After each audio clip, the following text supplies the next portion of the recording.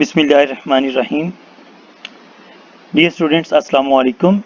My name is Muhammad Atif, lecturer chemistry at City College of Science and Commerce Multan. जी तो student, आज हम first year chemistry के test number 5 की discussion की तरफ जा रहे हैं, जिसमें चैप्टर नंबर 9 और चैप्टर नंबर 11 इंक्लूड है। Chapter number 9 with the name of solutions and chapter number 11 with the name of chemical kinetics। Test की डिस्कशन का आगाज एमसीक्यू से करते हैं। जी तो चलते हैं एमसीक्यू नंबर फर्स्ट की तरफ। एमसीक्यू नंबर फर्स्ट है the process in which some cation and anion react with water to form acidic और बेसिक सॉल्यूशन इज कॉल्ड। इसका मतलब है कि ऐसा प्रोसेस जिसमें केटाइन और एनाइन वाटर से रिएक्ट करके एसिडिक या फिर बेसिक सॉल्यूशन बनाते हैं, उस प्रोसेस को क्या नाम देंगे? इसके लिए 4 डिफरेंट ऑप्शंस अवेलेबल हैं: हाइड्रेशन, सॉल्वेशन, हाइड्रोलाइसिस या फिर सॉल्वोलाइसिस। तो इसी को एक एग्जांपल के जरिए हम कंक्लूड करते हैं। देखिए, हमारे पास कोई भी साल्ट हो, जब उसे वाटर में डिसॉल्व करते हैं तो वो साल्ट वाटर से रिएक्ट कर जाता है और उसके बाद वो कुछ एसिडिक या बेसिक सॉल्यूशन बनाता है। इस प्रोसेस को हम हाइड्रोलाइसिस के नाम से जानते हैं। सो the correct answer is Charlie, hydrolysis. अब चलते हैं एमसीक्यू नंबर 2 की तरफ। Ethylene glycol when mixed with the water, ethylene glycol को जब वाटर में मिक्स करेंगे, it dash the vapour pressure and dash the boiling point. मतलब ये कि जब हम इथाइलिन ग्लाइकोल को वाटर में मिक्स करेंगे तो वेपर प्रेशर के साथ क्या होगा और बॉइलिंग पॉइंट के साथ क्या होगा, आया कि वो इंक्रीज करेंगे या डिक्रीज करेंगे। तो इसके लिए 4 डिफरेंट ऑप्शंस आपकी कंप्यूटर स्क्रीन या मोबाइल स्क्रीन पे आया होंगे। अंडरस्टैंड करते हैं with the help of structure. देखिए, जब हम वाटर में इथाइलिन ग्लाइकोल को ऐड करते हैं, इथाइलिन ग्लाइकोल में 2 OH ग्रुप्स अटैच होते हैं। नंबर ऑफ OH ग्रुप्स जितने ज्यादा होंगे, इंटरमोलिकुलर फोर्सेस उतनी ही ज्यादा होंगी। इंटरमोलिकुलर फोर्सेस ज्यादा होने से वेपर प्रेशर क्या हो जाता है, डिक्रीज हो जाता है। ठीक है, मतलब कि मॉलिक्यूल इजीली एस्केप आउट नहीं हो सकते होंगे। क्यों? इंटरमोलिकुलर फोर्सेस ज्यादा हैं। जब इंटरमोलिकुलर फोर्सेस ज्यादा हो जाएंगी तो बॉइलिंग पॉइंट पहले से ज्यादा होगा। So the correct answer is bravo.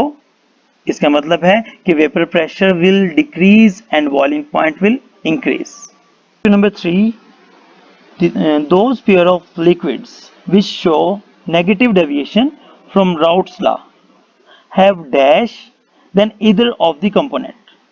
देखिए कि जब पेयर ऑफ लिक्विड्स को हम आपस में इंटरमिक्स करते हैं और वो नेगेटिव डेविएशन शो कर रहे हैं, तो हमने ये देखना है कि गिवन ऑप्शंस में से कौन सा ऑप्शन सूटेबल है इस फिल इन द ब्लैंक के लिए। तो 4 डिफरेंट ऑप्शंस आपकी कंप्यूटर स्क्रीन पे आया है।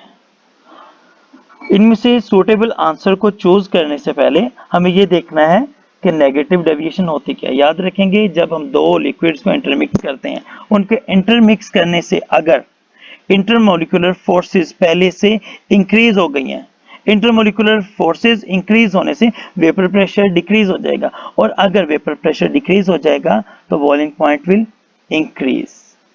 ठीक है, तो गिवन ऑप्शंस में से suitable option is bravo, greater boiling point. So the correct answer is Bravo. MCQ number 4, 18 gram of glucose is dissolved in 90 gram of water. The relative lowering of paper pressure is equal to। देखिए, इस statement में बताया गया है कि अगर हम 18 gram glucose को 90 ग्राम वाटर में डिसॉल्व करते हैं तो relative lowering of vapour pressure कितनी होगी। उसके लिए 4 डिफरेंट ऑप्शंस आपकी स्क्रीन पे आया है। देखते हैं सूटेबल ऑप्शन कौन सा होगा। एक न्यूमेरिकल के जरिए इसे हल करने की कोशिश करते हैं। हमें बताया गया है कि मास ऑफ ग्लूकोज 18 ग्राम है, मास ऑफ वाटर 90 ग्राम है, और relative lowering of vapour pressure क्या होगी, ये चीज हमने फाइंड आउट करनी है। सॉल्व करते हैं। देखिए, delta P over P naught ये relative lowering of vapour pressure होती है और ये x2 के बराबर होती है। और x2 जो है number of moles of N2 over N1 plus N2 के बराबर होता है। जो N2 होता है that is number of moles of solute होता है। Number of moles of solute हम फाइंड आउट कर सकते हैं कैसे, given mass of solute that is 18 gram divided by molar mass of solute 18 by 180 0.1 आ जाएगा। इन दिस वे हम find out करते हैं number of moles of solvent. देखिए given mass of solvent is 90 gram, उसे डिवाइड कर देंगे molar mass of solvent that is 18 gram water है, water का मोलर मास 18 ग्राम होता है। 90 by 18 is equal to 5। x2 वाला जो हमारे पास इक्वेशन थी उसमें वैल्यूज पुट करते हैं, तो इन दिस वे x2 की वैल्यू 1/51 आ जाती है। In this way the correct option is Charlie 1/51। अब चलते हैं MCQ number 5, hydrolysis of sodium acetate solution produces. देखें इस एमसीक्यू में पूछा गया है कि अगर हम सोडियम एसीटेट को हाइड्रोलाइज करते हैं तो कौन सा सॉल्यूशन प्रोड्यूस होगा, एसिडिक, बेसिक, न्यूट्रल या इनमें से कोई भी नहीं। देखें सोडियम एसीटेट को जैसे ही हम वाटर में डिसॉल्व करते हैं तो ये प्रोड्यूस करता है acetic acid, Na positive ion, OH negative ion. Na positive OH negative ion मतलब कि सोडियम हाइड्रोक्साइड प्रोड्यूस कर रहा है। सोडियम हाइड्रोक्साइड स्ट्रॉन्ग बेस होने की वजह से कंप्लीटली आयोनाइज हो जाएगा and will remain in the form of Na positive and OH negative ion. Sodium positive OH negative ions present होने की वजह से the solution will be basic in nature, so the correct answer is Bravo, basic solution will produce. Number 6, the rate equation for a reaction is rate is equal to K into concentration of A. What are the units of K? मतलब कि ये एक rate equation given है किसी reaction के लिए, इसके लिए units of K हमने find out करने हैं।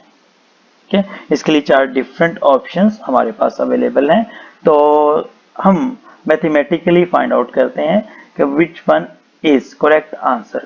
देखिए हमारे पास रेट इक्वेशन है, rate is equal to K into concentration of A। हम इसे मैथमेटिकली सॉल्व करके K is equal to rate over concentration of A जो है यहाँ पे इक्वेशन बना लेते हैं। देखें रेट के यूनिट मोल पर डेसीमीटर क्यूब पर सेकेंड होते हैं और कंसंट्रेशन के यूनिट मोल पर डेसीमीटर क्यूब होते हैं। सॉल्व करने पे K इज इक्वल टू पर सेकेंड आ जाता है, तो करेक्ट आंसर इज अल्फा पर second. MCQ number 7, the unit of rate constant is same as the rate of reaction in। देखें 4 डिफरेंट ऑप्शंस हैं जैसे कि first order, second order, zero order या थर्ड ऑर्डर रिएक्शन। किस order of reaction के लिए units of K rate of reaction के बराबर होंगे, सॉल्व करके देखते हैं कि rate of reaction for zero order reaction is equal to K into concentration of A raise to power 0। किसी चीज की पावर 0 हो तो वो 1 के इक्वल हो जाता है, तो rate is equal to K के बराबर आ जाएगा। यूनिट्स पुट करेंगे तो K इज इक्वल टू मोल पर डेसीमीटर क्यूब पर सेकेंड। मोल पर डेसीमीटर क्यूब पर second units of rate of reaction है और यही यहाँ पे यूनिट्स ऑफ K आए हैं। In this way the correct answer is Charlie, zero order reaction have same units of K as the rate of reaction। MCQ number 8, the exothermic reaction। For the exothermic reaction, the products are at dash energy than reactants। Higher होंगे, lower होंगे, equal होंगे, ये सारे option इसमें से ठीक है। देखें डायग्राम के जरिए रिप्रेजेंट किया गया है। एक्सोथर्मिक रिएक्शन में रिएक्टेंट्स की एनर्जी ज्यादा होती है, प्रोडक्ट्स की एनर्जी कम होती है। So in exothermic reaction the products are at lower in energy, the correct answer is beta। Number 9, when the reaction starts instantaneous rate is dash than the average rate। instantaneous rate higher होगा average rate से, lower होगा, equal होगा या फिर कोई और option. देखिए 4 different options available हैं, इसमें से कौन सा सूटेबल होगा। तो हम कंपैरिजन देखते हैं between instantaneous rate and average rate. What is instantaneous rate? The rate at any one instant during the interval is called instantaneous rate. जबकि एवरेज रेट क्या होता है? The rate of reaction between two specific time intervals is called average rate. और एक चीज और याद रखेंगे कि at start instantaneous rate higher होता है देन द एवरेज रेट। ठीक है, so the correct answer is alpha, greater. इसका मतलब है instantaneous rate is greater than the average rate when the reaction starts. चलते हैं एमसीक्यू नंबर 10 की तरफ। स्टेटमेंट गिवन है, a photochemical reaction has order of reaction. मतलब कि जो फोटोकेमिकल रिएक्शंस होते हैं उनका ऑर्डर ऑफ रिएक्शन क्या होगा। 4 डिफरेंट ऑप्शंस हमारे पास अवेलेबल हैं। एग्जांपल के जरिए इसे हम कंक्लूड करते हैं। देखिए, photosynthesis is one of example of photochemical reactions. और फोटोकेमिकल रिएक्शन जैसे कि फोटोसिंथेसिस है, इसमें rate of reaction carbon dioxide और वाटर पे डिपेंड नहीं करता। अब खुद ऑब्जर्व कर सकते हैं, रात के वक्त कार्बन डाइऑक्साइड और वाटर तो अवेलेबल होता है, लेकिन जो प्लांट्स होते हैं वो नाइट टाइम में फोटोसिंथेसिस नहीं करते। क्यों? फोटोसिंथेसिस डिपेंड करती है सनलाइट पे। सनलाइट रात में अवेलेबल नहीं है तो रात में फोटोसिंथेसिस नहीं हो पाएगी। ऑल्दो कार्बन डाइऑक्साइड और वाटर जो कि रिएक्टेंट्स हैं ये अवेलेबल हैं।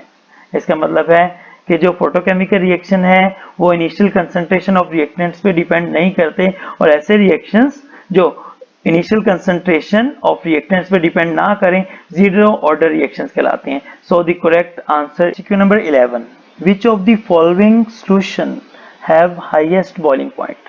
4 डिफरेंट सॉल्यूशंस यहाँ पे गिवन है, हमने ये बताना है कि किसका बॉइलिंग पॉइंट सबसे ज्यादा होगा। याद रखेंगे कि एलिवेशन ऑफ बॉइलिंग पॉइंट उतनी ही ज्यादा होती है जितने नंबर ऑफ सोल्यूट पार्टिकल्स ज्यादा होंगे। इन चारों सॉल्यूशंस में number of solute particles equivalent हैं, बराबर हैं, so the elevation of boiling point will be equal. So the correct answer is delta. All the solutions have same boiling point. ये तो student ये था MCQ discussion for test number 5. Keep smiling, stay blessed. Allah Hafiz.